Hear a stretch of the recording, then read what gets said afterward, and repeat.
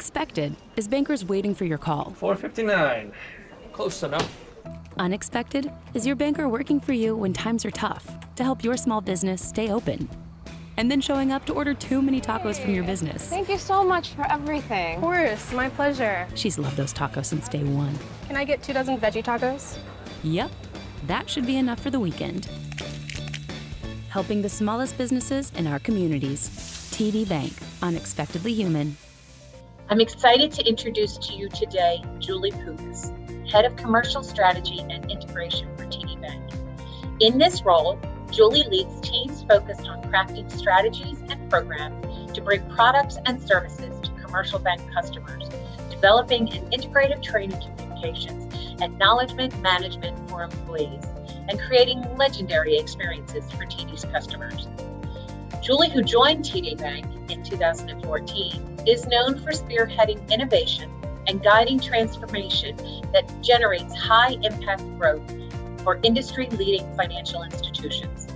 With expertise in the latest payment technologies, backed by years of leadership experience directing domestic and international startup initiatives, she possesses expertise in emerging payments, mobile wallets, and e-commerce. As a first-time Women in Business presenter, we are excited Julie is joining to share information on emerging payment solutions for business owners and customers. Welcome, Julie. Thank you very much, Julie, for joining us today. We're very excited you can participate with our Women in Business online conference. And we're also very excited that TD Bank has a corporate sponsor for the event and has been very generous and supportive of the organization and this effort. So we're very excited to speak with you today. So I have a few questions for you. Obviously, Sure. We're in this COVID world and a lot of things have changed. And the finance industry and the banking industry has really gone through a lot of pivoting in addition to other industries. So I'd like to talk to you about how a small business landscape and the mindset of small business owners shifted during COVID-19. Well, Pam, first of all, thank you for having me. I wish this could have been in person, but I think we're all adapting, and that's what we're seeing with our small business customers in general through this time. And I think, a couple of things that we're really seeing, and I think this is really all of us in the U.S., is that this is likely, the pandemic is going to last longer than we may have anticipated. And I still remember going home from work in March thinking I'd be back into the office in 2 weeks. And I even left, I think, like my coffee mug in the office because I thought, oh, this will be short term and we'll be back in no time. Well, clearly that's not the case. And I think until there's a vaccine, we're going to see, long-term dramatic shifts that all of us have to adapt to, especially our small business partners out across the Philadelphia region and really across the U.S. I think a couple of things that we're seeing, and we've spent, a significant amount of time over the last, few months working with tens of thousands of small business customers, helping them with their Paycheck Protection Program loan. So we've been, really listening to our customers and trying to understand how they are adapting to this new world. And one piece of advice I would just give, small businesses out there now is reach out to your bank right now and start talking to them about, if they have a PPP loan, start talking to them about how do they apply for forgiveness. Because the one thing that we find is that customers are not looking at, long term is now 30, 60, or 90 days away. It's not, what am I going to be doing 6 months from now? What am I going to be doing 12 months from now? All your long-term planning has really just accelerated. And for a lot of our customers, the PPP loan has been a great bridge, but people want to get it behind them. So reach out to your bank, talk to them about how you can start thinking about forgiveness, and do that now, because I think it'll be very helpful for customers to really just begin to think about moving forward. So just one thing that we are certainly seeing with our customers. And that's great advice, because it's very confusing for the business owner to know what to do, and to rely on their banker it's critical. So that's great advice. Absolutely. So how are small businesses pivoting in their operations to ensure that customers feel comfortable visiting establishments or utilizing your services? Well, I think we've all seen that even from a personal perspective, right? As we're thinking about the stores and the shops or the restaurants that were, sorry, we're gonna do that one over. Sorry, I wanted to just look at my notes. So sorry about that. It's all right. I'll ask the question again. Yep. Okay. That's why the video is nice. Okay. Okay. Ready? Okay. Mm-hmm. How are small businesses pivoting their operations to ensure customers feel comfortable visiting their establishment and or utilizing their services? I think that's a great question, Pam. And obviously, the complexity of being a small business owner now, trying to navigate the federal regulations, the local regulations, the local, health department regulations is really just stretching our small business owners to a point that we haven't seen before. But we are seeing customers really think about it as a potential, as an opportunity. So, what we're encouraging our customers to do is really think about how can you use this to talk to your customers about how are you making it safe for them to frequent your business. So if you're a restaurant, how are you thinking about communicating out via social media or via emails to your customers and about these are the changes that I've made not only to protect you, but also to protect my employees. And that is kind of front and center for me. So whether or not you're a gym or a restaurant or a retailer, think about using this as a way to use either social media or other tools that you may have access to. And one of the things that we talk to our customers about is a lot of our customers don't realize it, but embedded into their actual point of sale software, so how they accept debit and credit cards, embedded into that are other tools that small businesses may not have been aware of that would allow them to do email reach out to customers or to build out a loyalty program. And what we're finding is, one, I think all of us as consumers are really rooting for our small businesses. I live at the Jersey Shore on Long Beach Island, and every day I root for my small businesses in my community. And I've made sure all summer that I am going out and buying from my local cheese shop and my local bakery, because not only this year, but next year, I want to make sure they're around. But there are tools that, small businesses can take advantage of to help generate that contact with their customer. The other thing that we're finding is a lot of consumers only want to go to merchants that they trust or small businesses that they used before the pandemic, because there was that trust factor involved. So as a small business owner, I would think about how can I really take advantage of that now? And it may be thinking about, again, my social media strategy, how am I emailing customers, updating them on my hours, progress that I'm making on either reopening or changing strategies that I have as a hygiene perspective. Just think about how can you use that as an advantage, because again, there is a whole community out there that we want to make sure our small business customers succeed, because it is the heart of all of the communities that we live in. Very true. Very, very true. What are some of the major concerns for small businesses related to the use of cash and shared devices, and how do available payment options impact customer engagement? Well, I think we all know we're all much more sensitive to hygiene than we were pre-pandemic. I think the idea, and this is one of the long-term changes that will stick post-pandemic, and I think there's a couple of things. One is just people thinking about the hygiene around coins and cash, I think has permanently changed. That there is going to be people shying away from just carrying as much money around in their pockets as they used to, just because of the hygiene factor. The second is, even at the point of sale, we in the industry have been trying for many, many years to get people to use, tap and go transaction, or to get people to do pay at the table if you're a restaurant. Technology that it has existed in other parts of the world for, a number of years. now that is all coming to the forefront. And I think it is an opportunity for small businesses to really think about what does that checkout experience look like for their customer, and how do I adapt it?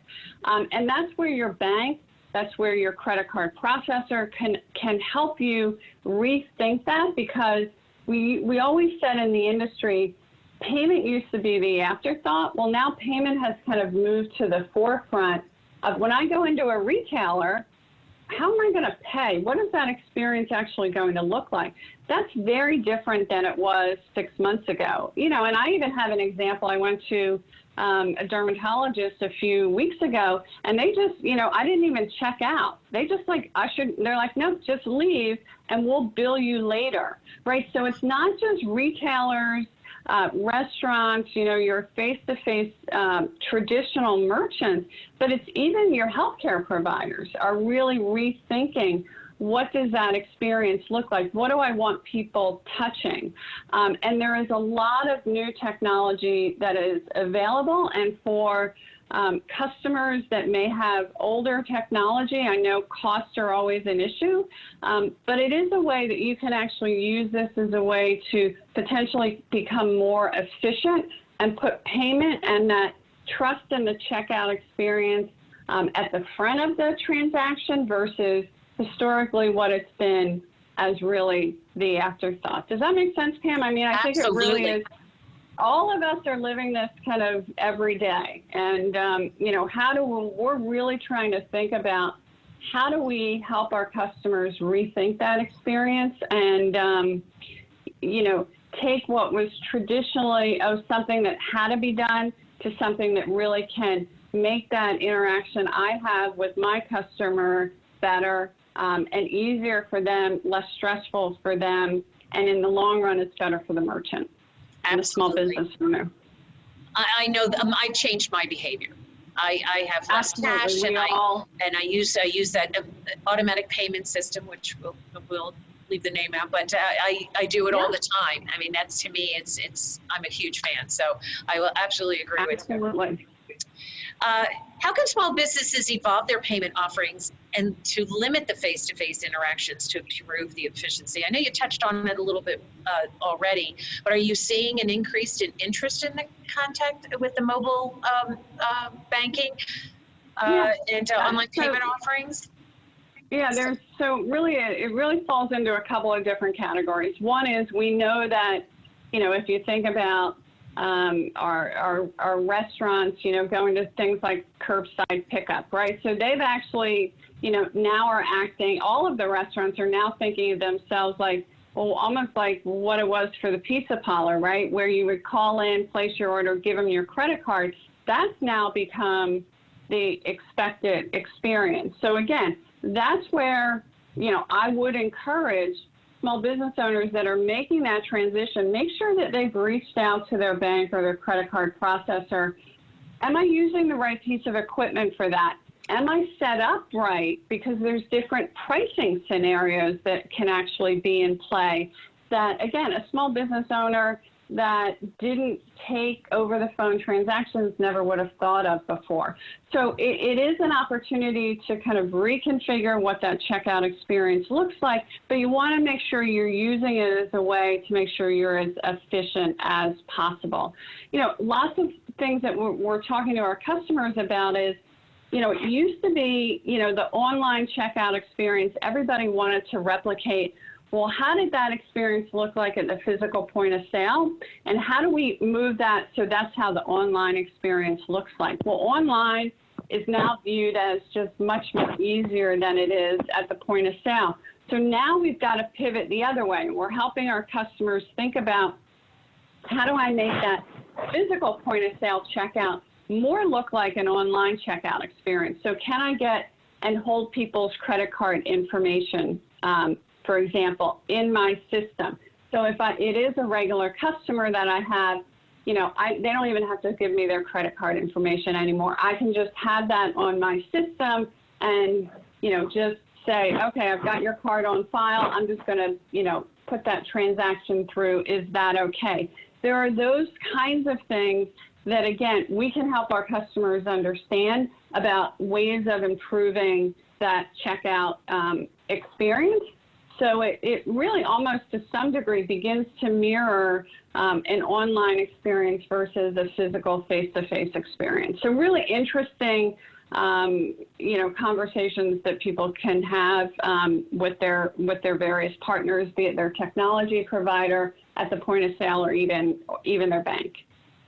It's a lot safer than people were a little hesitant, I'm sure, in the beginning, but there really is. It's a very safe way of transactions and doing business. It's a very safe way. Things are now encrypted. The tap and go technology is just, the chip itself, has evolved. That is, safer than the old, magnetic stripe transaction. So a lot of things have really come together, not only the past couple of years, but really have allowed us to pivot very quickly as an industry. Banks were issuing tap and go cards pre-pandemic, so now we have a greater number of cards out there that are enable tap and go. If it was 18 months ago, it would have been a very different story. So the industry the industry as a whole is better positioned, and also our merchants are better positioned because over the last couple of years, as we've launched the tap and go technology, a lot of our customers have upgraded their point of sale system that gives them this additional technology. So what we found is a lot of our customers, the pivot to kind of a physical to more of, kind of remote checkout was much easier than I think a lot of us thought going, the first few weeks of the pandemic. Customers adapted much more easily than we thought. And that's a good thing. It is a good thing. It's a very good thing. So I guess you've really touched on my next question was going to be how do B2B payments changed in light of COVID-19? And I think pretty much you've explained that already, that it's more of a touch and go. I will share with you my story on the weekends. I've been helping a friend of mine who started a startup business and selling at a farmer's market. And the transaction of just even going to a farmer's market has changed since Absolutely. the pandemic has happened, and the merchants are happier about this. Absolutely. And along with the customers too, it's much easier transaction. It's much easier. You just hand them, now I run out and, there are days I don't have any cash on me, and, you just forget that, wait, there may be a merchant somewhere that doesn't accept cards. But I think there is, from a B2B perspective, I do want to just, you raise an interesting point, Pam, and I want to just kind of touch on that in one other point. One is that even especially like you said, your friend that's selling at farmer's market, also think about the alternative payments that can be accepted. So things like PayPal and Venmo, especially for the really, really small customers, what we want to make sure is that our customers are able to accept any payment type that their customers want to use. And depending on who your audience is, like who's your customer, so if it's at a farmer's market, it may be younger customers. Maybe they're used to just paying everything via Venmo, right? They're used to doing that on a day-to-day basis. So, as a small business owner, this is also the opportunity to say, I know I have to take debit and credit cards. That's just expected. But maybe there are some other payment types that I want to make sure that I'm also able to support. Now, that may need a different app on your phone or your point of sale device. That's okay, because especially in this day and age where everybody is just very stretched, we want to make sure people have the ability to accept whatever payment type their customer offers. And it may be, again, it may be a Venmo or PayPal, or a year from now, something else. So the flexibility around that, I think, is really important. The other thing is, if I think about maybe a bit larger merchants, is we think about B2B payments, we also are trying to help our customers understand how do they become more efficient in their back office or their office location, because what we want to make sure is that customers, the small business owner, not only are they getting paid as fast as they can get paid, but how can they also manage their outflow? And we have a product called TD Online Accounting that we recently launched that really provides our small business customers the ability to manage their inflow and outflow much more efficiently. So this is also an opportunity for our small business customers to think about how are they paying their vendors, and then how are they potentially accepting payments. Again, if they're beyond just a merchant, but are they being as efficient as possible, and do they have tools that allow them to really see real time what's their receivables, what are their payables, and there are new tools that banks and other providers are coming out with. And I think, what we're seeing is COVID is really spurring innovation really in a lot of different areas. And banks are no exception. And I think for small businesses to really use this time to reach out, whether it's their accountant, if they have one, or their bank, to say, are there new tools that you have available that could help me? There's nothing like just reaching out to your ecosystem of people, your village of people that are there kind of spurring you on, wanting you to be successful.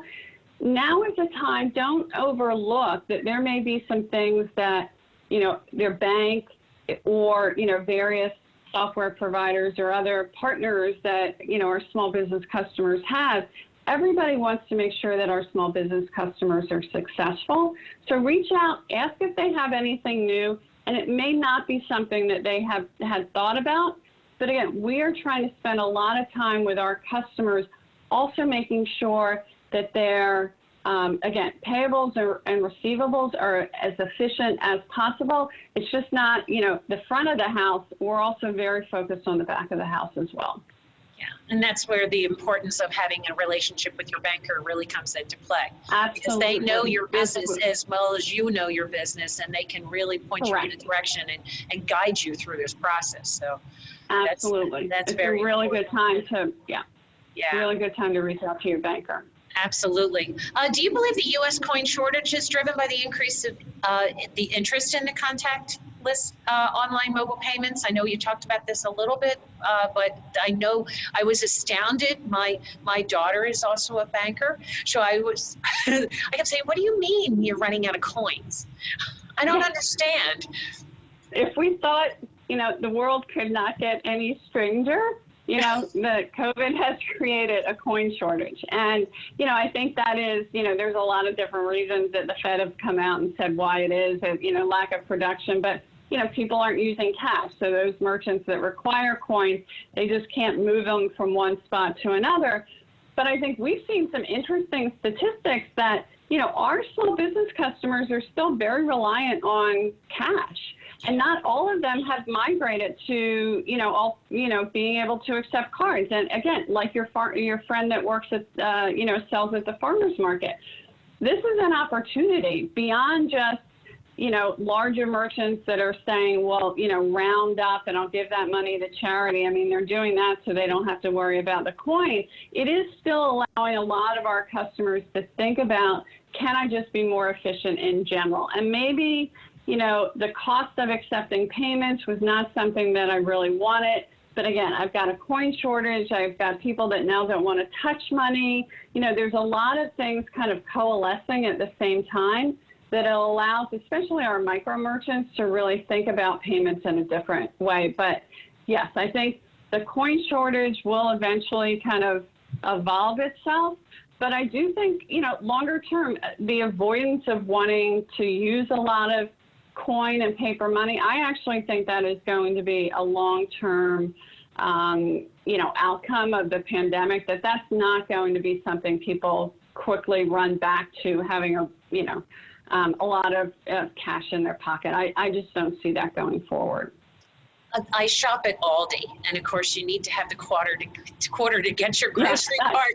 And I had as soon as I pull it out, because you don't get the same cart you walked in with, and I immediately hand sanitize my quarter. But I would be lost if I didn't have my quarter in my car. Yeah. So I still have my quarter in my car for my shop, my ShopRite run. But yes, it is. It is. So we need Aldi to kind of get up with the times and say, let us use the carts, okay? How do these payments of offerings benefit both small business and consumers, business owners and consumers? Going to a lot of this, I know the Chamber, we accept a lot of still checks that come through for people renewing their memberships and sponsorships, and there's still those who pay online, but there's still a check. So how do these payment offerings for both small businesses and owners and consumers, how does that move forward? Yeah, and I think, the one thing that we are seeing is, and we all know that if I take kind of the consumer side of it, we are seeing customers like the Chamber that historically kind of had a mix of payments, potentially move more towards encouraging their customers to use card payments for, speed of payment. It's quicker, it's easier, better record keeping. You're not running to the bank, all of those things that, we traditionally think about. But I think on the consumer side, as well as, if your customers are small businesses, moving to a card payment also gives people the reward points that they use. And I've been in the card issuing side for a very long time, so we are very familiar with customers that want to build up their points. And even in, the pandemic, there is still that desire. Eventually, we will get back to traveling. Eventually, we will want to, redeem those points for, the special things that are in our lives. And a lot of times those are trips and, exciting travel. So I do think it fulfills, not only the basic, requirements for the merchant about becoming more efficient. On the card side, whether it is a small business owner or a consumer, think about that. They want to manage who they pay and how they pay. They want to be in control of that. And if they want to use a card to make that payment because they want the points, but they know that they pay their card off every month because that's a message that we're very serious about. You don't want to just use it for the points, but you want to use it really to manage your cash flow. And then, your members, as well as, again, I'll go back to your friend at the farmer's market. People are using those cards because they want to build up points. And especially now, I know use my mother-in-law as an example. She uses her points, and as they accumulate up, she uses it to pay down her credit card balance. And she keeps a very little balance, but she always feels a sense of pride, right? When she earns $75 in reward, points, that she uses that to pay down her, her credit card bill. So I think, again, it's this ability to offer consumers or your customers the ability to pay as they want to pay, I just think is even more important as we're in the pandemic. Absolutely. I use my reward part for it to either pay down my credit card, or I will every once in a while treat myself and apply it to my Amazon balance.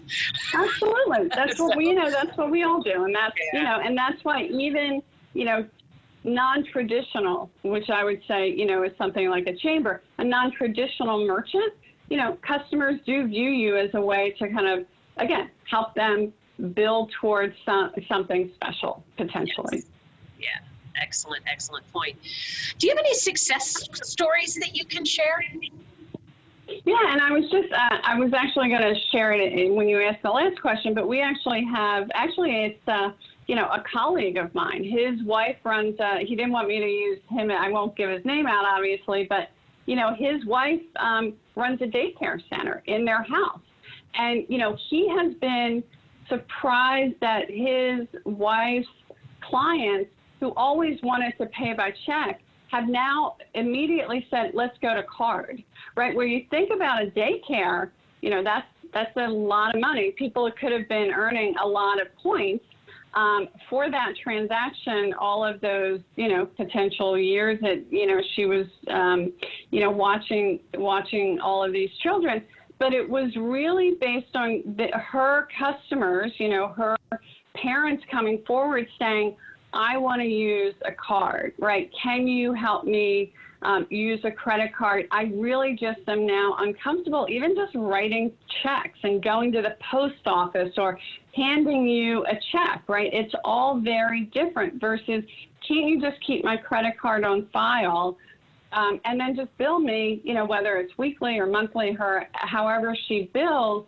And she's loving it. Like the owner of the daycare absolutely loves it because even though she's paying a bit of a fee, it's less hassle for her in the long run. It's one less thing she has to talk to her, parents about. She can just make that happen. So all around, again, a non-traditional merchant has really completely changed how they think about payments. And I think that's, a real life example. I was talking to somebody else this morning as well, and he was talking about the concession stand at his kid's soccer, location, and that concession person is now taking, a digital payment type, so that he's not handling cash. But again, not what you would traditionally see, but it allowed him to really not have the hassle of handling all that cash at the end of the night. And now it gives him better record keeping. He can really keep track of his payments. I look at, the ability for a lot of these small business owners or micro business owners, when they're using card payments, the record keeping is really quite phenomenal. And a lot of the software that's now available can provide them ability to do trending, to look at, what events did I make more money at, right? Which ones maybe were not as successful. Well, if you went back to the, cash days, they would have had to go back, put stuff in an Excel spreadsheet, even if they did that, or use it by memory. Like, I think we made X number of dollars at this event. Well, now, as you're converting all of that to card payments, all of that record keeping, all of that ability to, quote unquote, as we like to say, mine that information really is now there for them to take advantage of and leverage. And again, as running a small business becomes more and more complicated, I think easing people's mind to say, we can help you understand where are people paying you. Are you, the example that we also use is, really understanding, are certain weekends of the month more successful than other? Are certain days of the week more successful? That can help them manage inventory. That can help them manage staffing. And now all of that information would be available to customers, to merchants, to small business owners that may not have been available before. And I think, again, how do we take, the experience of COVID, and especially for really small customers, help them see how this can actually help them survive longer term by giving them more access and better access to information and data, right? It's a journey, but I do think information is just going to be more and more important, especially if you think about a year from now, as they look at their growth year over year.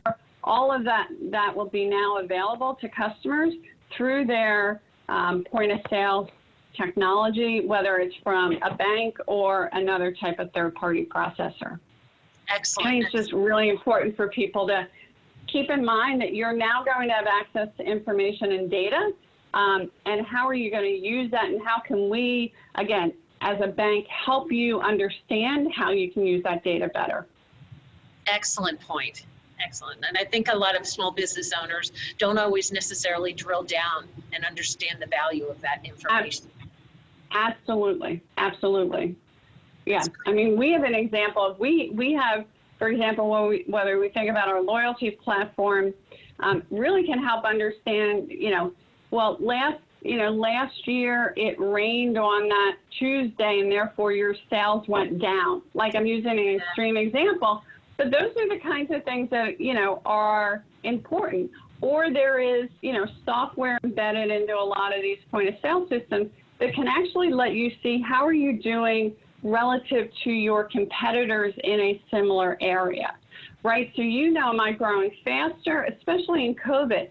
Is everybody kind of struggling the way I am, or is it maybe I'm not doing as well, or maybe I'm doing better, but I don't have line of sight of that because I only have kind of, as we like to say, a focus group of one, right? All of this is embedded into solutions that customers may have. We want to help them take advantage of that, right? Give them more information will allow people to hopefully be more successful as we come out of this. That's great. That's great. It's good to know. Great advice for everybody who's watching. I have one last question. Do you believe that the rise in I'm sorry, I'm going to start that question again. Rewind. Do you believe the rise in contactless mobile and online payment offerings is here to stay, and that will once again return relying on the cash? I know you touch on it a little bit, but I think about the dollar bills that I have saved in my safe at home, because I'm old school. I still put things in envelopes. Yeah. Vacation, debt reduction. Will we ever go back to that, or do you think that, or will it just be minimized, or do you think the new generation is going to bring this and making sure that Venmo and PayPal and touchless is here to stay? What's your future? Yeah, no, I think that's a great question. I think the future is we're going to move more towards a cashless society, and I think we look to other countries as an example, and it has moved, many countries have moved beyond where the U.S. is, and we've been a bit slower. We only have to look kind of north of the border in Canada to see that, a lot less cash. There's more, tap and go transactions. What we talk about in the U.S. is kind of going to be a big pivot, is when you start to see acceptance at it used to be big kind of commuters, so like the train station. So when SEPTA went contactless, like when that starts going contactless payments and people don't have to carry the bus fare and, the subway fare to buy the tokens or whatever it is, and everything moves to kind of a contactless payment, that tends to be what kind of drives not only a geography, but really drives consumer changing their embedded behavior. And that's kind of what has happened around the world. I think COVID hit, so now we have less commuters. So you say that, well, that might get extended. But again, we will eventually start, some semblance of going back to, our offices at some point in time, and commuting will kind of pick up again. With that change, that really is often the dragger in behavior. But I think these are permanent changes that we will see, not only from customers, but consumers are going to demand that. We're just going to learn that it's easier either to have everything on my phone or just to have a card that I can tap and go, and that card is also my subway pass or my bus pass. That's when consumer behavior changes, and I think COVID is just kind of bringing all of that together at the same time. So do you advise those of us who have the mason jar with the quarters at home and the cash in the safe for their vacation fund, or would you advise us to cut the cord and cash it in and I think the banks are looking. I think the banks are looking for coins, so I think if you want to take that big jar into your local bank, they would certainly appreciate that. Look, I think everybody has to adapt to how they feel most comfortable, especially saving, right? And, I go back to even being involved in this business long enough to know, and people still think about what are the things that I want to pay now and pay later, right? So there are things that a lot of consumers are like, I'm always going to pay for my groceries on my debit card because I don't want the chance of, building up a balance on groceries as an example. So I think really consumers have to decide what works. And, maybe it is, eventually younger kids could have different Venmo accounts. This is my vacation, you're not going to call it your vacation club, but you can see that there are lots of tools out there that will still allow people to segregate their money in a way that makes sense for them.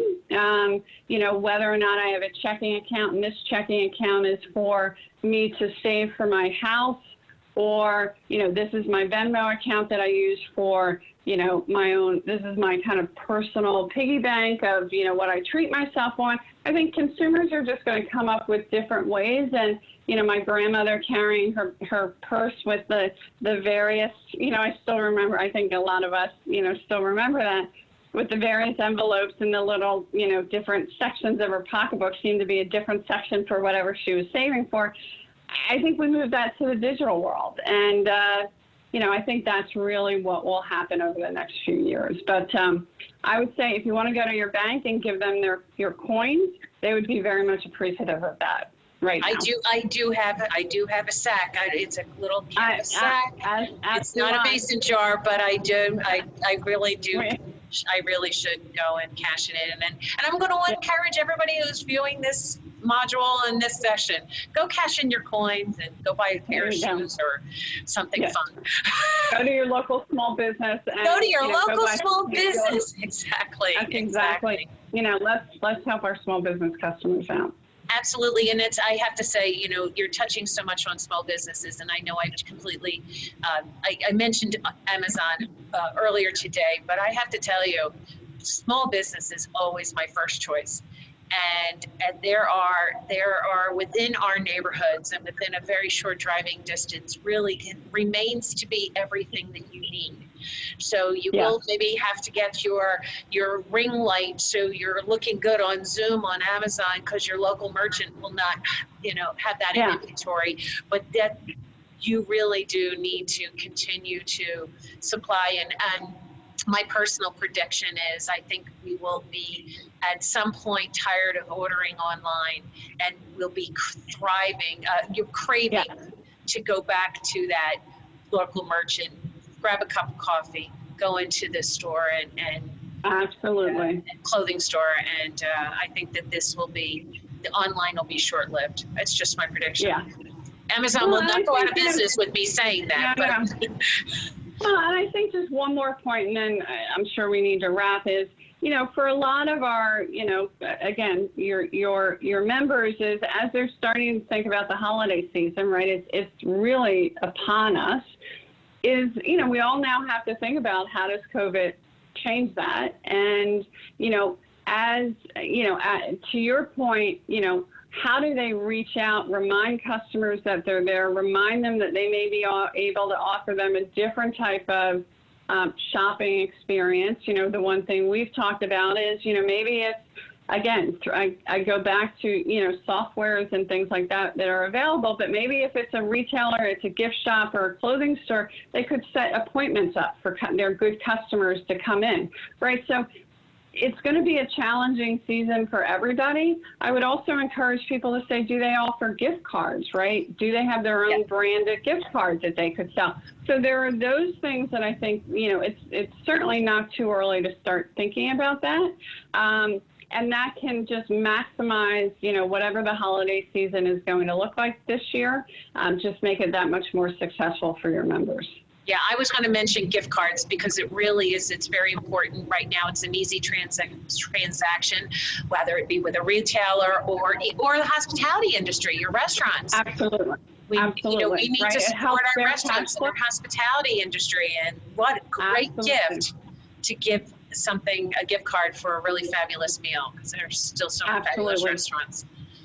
Totally agree with you. Well, Julie, I cannot thank you enough for really clarifying all of this information and giving us a lot of golden nuggets to think about on how we can move forward as we move into the next phase of the balance of 2020 and into 2021, and some really insight. And reach out to your banker. Your banker is key to a lot of your plans for the future. Absolutely. Pam, thank you so much. I really appreciate the time and appreciate you asking me to do this. Thank you. Oh, thank you. And And thank all you the to best TD to your Bank. members. Great. Yeah, yes. all the best to your members. Yes. All right. Thank you. so much. All right. Take care. Bye.